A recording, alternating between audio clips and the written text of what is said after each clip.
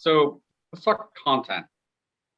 At this point, you've already covered all of the basics. You should have really good titles, bullet points, descriptions, A+ content, and back-end keywords that should be really well thought out. You should have done your keyword research. You should have tested using Amazon experiments for anything that you can, like titles and A+ content and main images. But you should have also used third-party tools like a Splitly or something to test the things that Amazon doesn't allow. And you should have fleshed out what's going to really move the needle well in advance. But if you haven't done all these things, now's the time to make sure you are covered.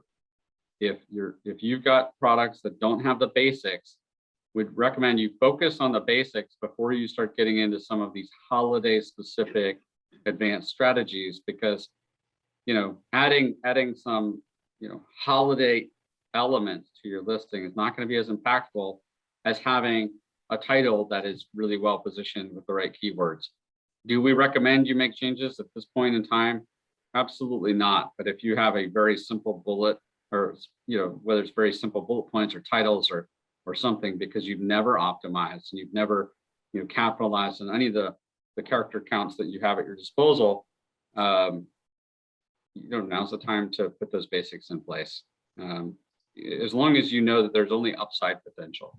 If you're tweaking, trying to inch out can I get an extra 5% from doing this or that? We'd recommend you hold off on making tweaks to your listings, because you could run into potential indexing issues or what have you. But there are some things that can be done to increase relevancy at this particular time, right? So if you've already got a really well optimized listing, are there certain things that you just haven't really paid attention to on your listing that are holiday focused? Things like gift keywords. So if someone searches for great gift for dad, or this particular product in a gift box, are you going to show up for those things? Now's your time to make sure that you do have those included in back-end terms or in your listing or in your images, so that customers see this is a product that's really giftable. It's something that I'm going to feel good about. If your product ships in a plain poly bag with an Amazon barcode on it, maybe not the best giftable item. And consumers know that. They've shopped enough on Amazon. They know everything's not going to be well presented when they give it as a gift. It doesn't mean that they're not going to buy it, but they want to know it beforehand. So if they do buy something that's not in a gift bag or gift box or whatever, or a giftable type package, then they just need to plan to present it in a way that is better. So those are like little slight tweaks that you can make. Any input on those before we get into bundles and videos, guys?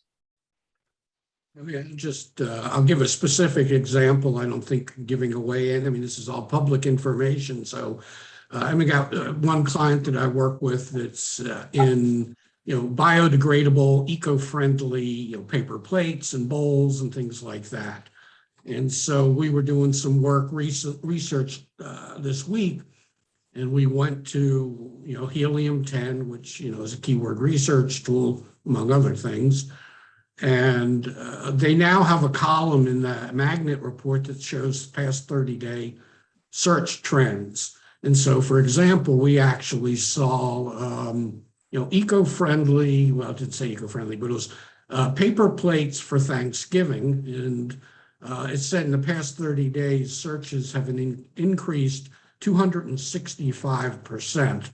So obviously you don't want to look at only the percent, you got to look at the volume, but it was a meaningful number.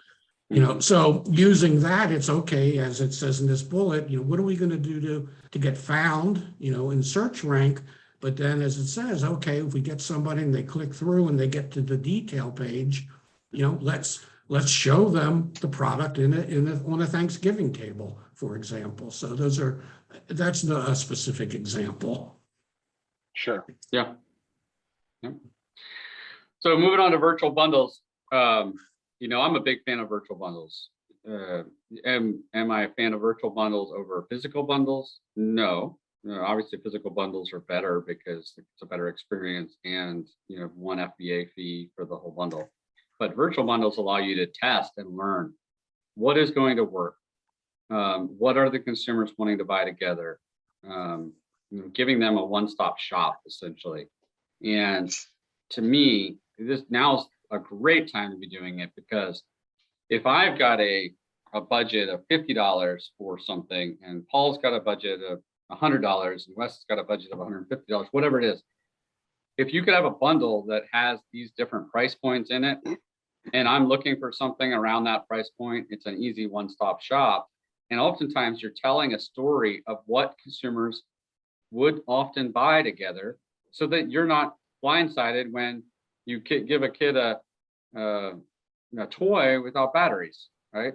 I mean, that would be a miserable experience to have something that required something else, and you didn't give them that something else, and now they can't use it on Christmas or whatever. So there's a lot of benefits, and it's free real estate on the detail page. You know, I reference Anchor a lot. It's a brand that I actually enjoy their products, and I follow them a lot.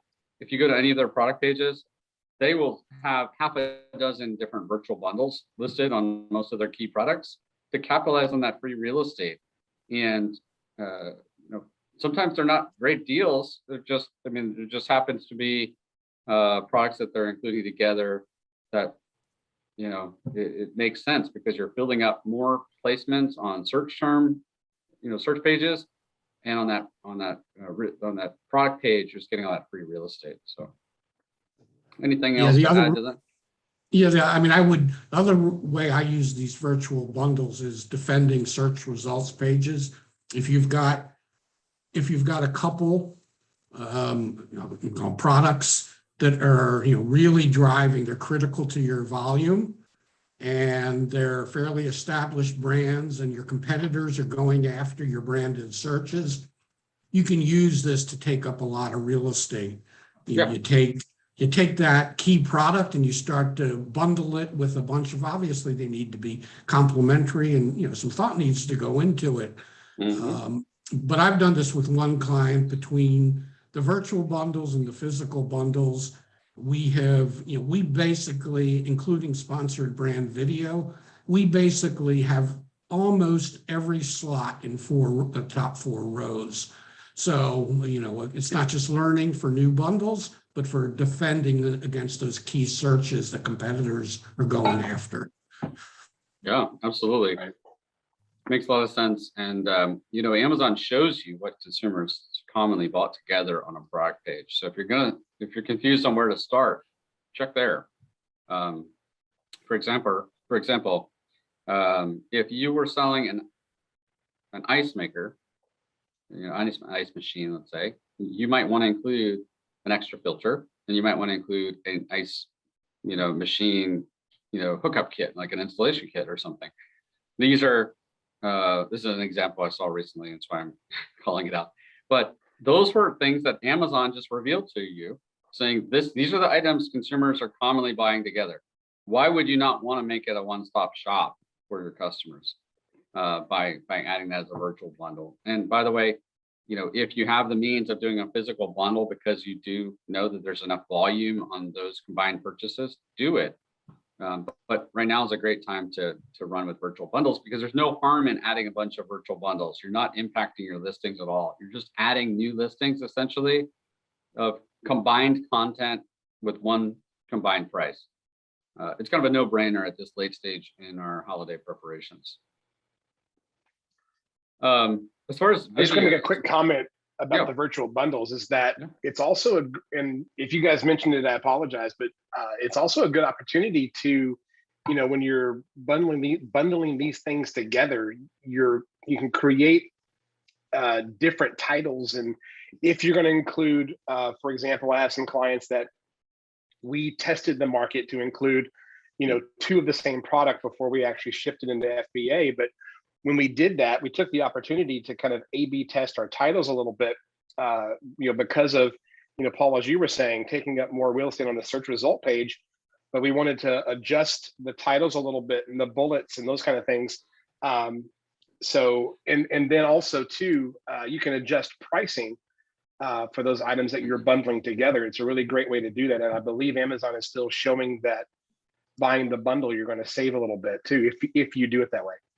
And if you're a manufacturer with price sensitivity, that bundles are a good way to get around MAP pricing, because as a manufacturer, you may say, I don't want a discount because all my other retailers they're selling at the same price. We have a MAP price policy, whatever.